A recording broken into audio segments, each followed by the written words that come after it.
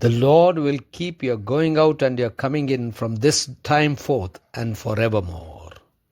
Friday, 17th of July, 2026. For our meditation this morning, I have chosen from the second book of Samuel, chapter 10, verse 12.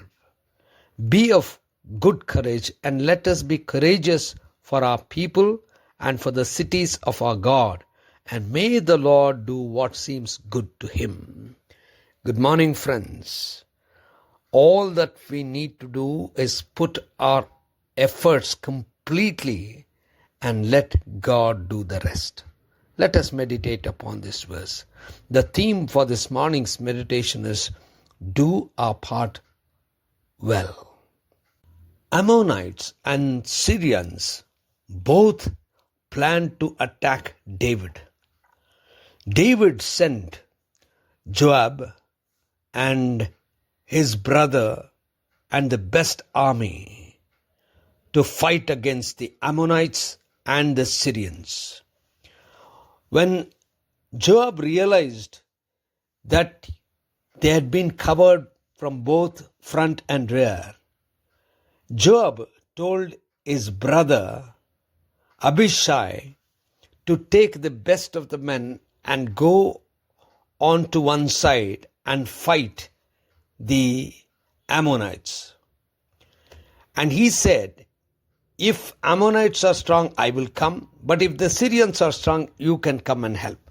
So they went for the battle. But before going, Joab said this something very important and beautiful. He said, be of good courage and let us be courageous for our people and for the city of God.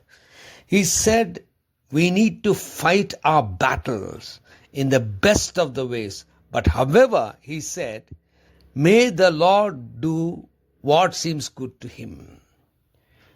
Friends, all that we need to realize in our lives is we need to fight the battle in the best of ways.